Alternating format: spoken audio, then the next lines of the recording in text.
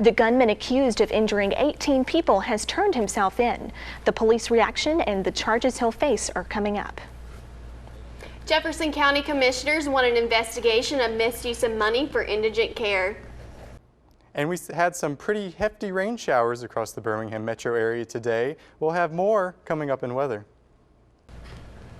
The speed limits in West Alabama have some residents confused. The cause for the confusion coming up. CBS 42 News starts right now. Good evening, I'm Elisabeth Chramer. And I'm Emily Johnson. The gunman who opened fire at a Tuscaloosa bar has turned himself in. Shots were fired at 2 different scenes last night in West Alabama.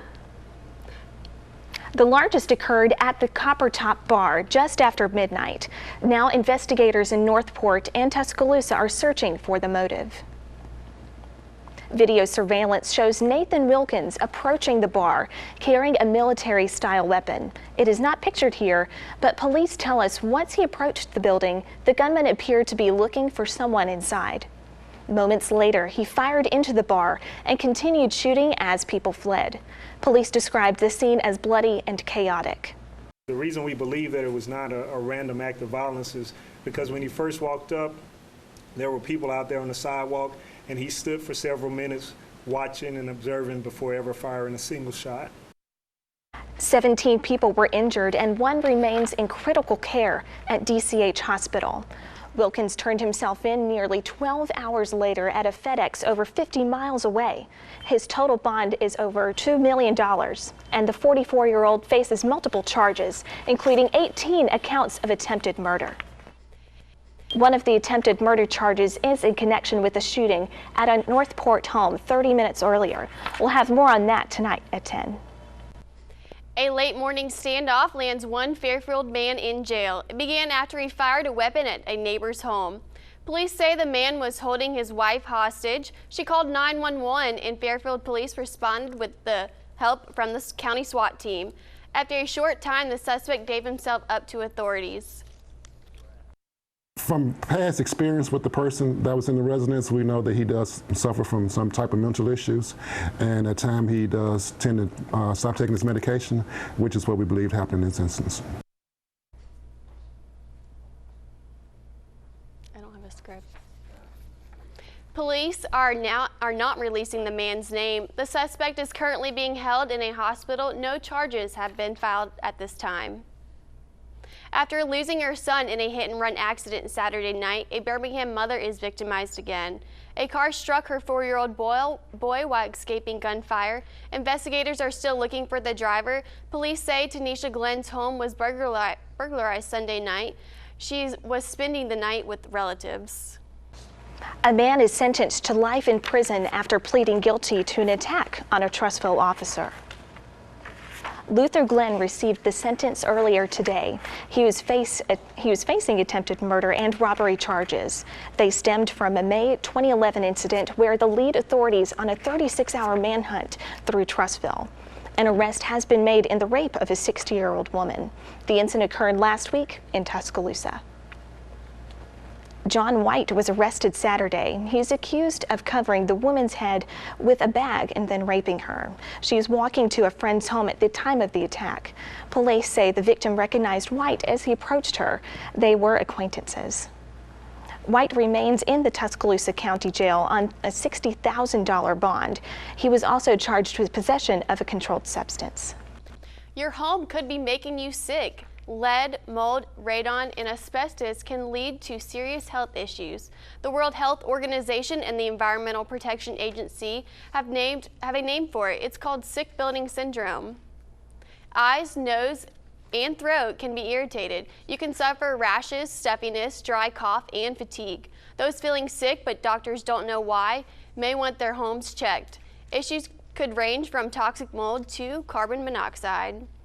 Experts say you must have a sick home if you are feeling better once you leave your house or you go on vacation, have symptoms but can't figure out what's causing your illness, or you find yourself increasing medications for allergies. Most insurance policies don't cover mold-related damages. It is best to find an environmental inspection expert, not just an inspector. Inspections can be pricey. and can run up to $500. The TB infection of West Alabama, fast food workers have the Department of Health on the alert. Public health officials notified management at the Subway restaurant on Skyland Boulevard last Thursday. The strain is said to be airborne. TB cannot be transmitted through food or utensils, but health officials ask anyone working in close contact with the worker be tested. Jefferson County commissioners have asked local and state authorities to investigate allegations that money meant for care for the poor has been misused. Last week, State Representative John Rogers accused the county of a form of stealing $500 million from the Indigent Care Fund. He says law does not allow for the fund to be used for indirect costs associated with Cooper Green Mercy Hospital. County commissioners disagree, and they say the amount Rogers cites is unrealistic. This is an attempt to divert attention from the cost-cutting measures that we're making at Cooper Green. Over the period of 10 years, they've siphoned money off, thrown into the general fund budgets, over $500 million. All I want to know, what happened to the money? The commission is asking the State Department of Examiners of Public Accounts to look into the matter. Car crashes are the #1 cause for death in teens, and AAA is trying to get to them before they hit the road. They are hosting a free workshop called Dare to Prepare. It is for 14 and 15-year-olds and their parents. The goal is to get the teens informed and the tools needed to drive safely. The workshop is at 6 on Thursday night at the AAA headquarters on Acton Road. It is free, but those interested will need to register in advance. For more information on how to sign up, please visit our website at cbs42.com. On some West Alabama roads, there is a thin line between speeding and obeying the law. But that line is actually the median, and depending on if you're going northbound or southbound, the speed limit could change without a warning. Confused? Plenty of us are. Our Lee Garner joined crews trying to put brakes on those speeding discrepancies. Better safe than sorry. Some Tuscaloosa County roads have a major speeding problem. It is weird. It's very weird, but all these little county roads are like that, you know? And by that, I mean nobody knows what the speed limit actually is.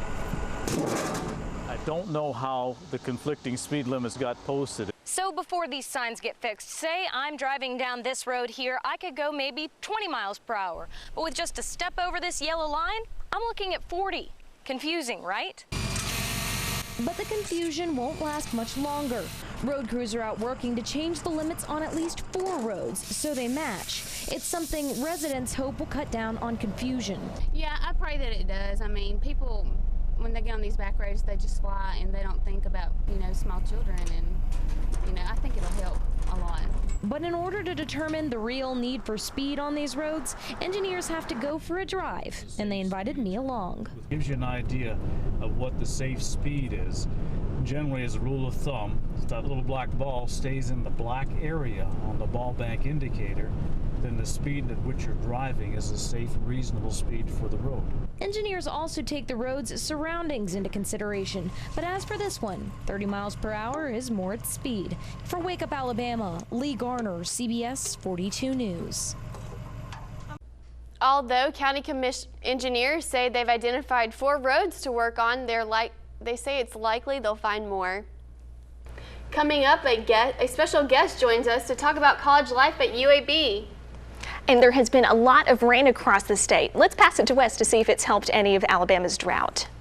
Do you need some rain? Well, some parts of Alabama did see it today, and we'll have more over the next few days. I'll have more on after the break coming up on CBS 42 News.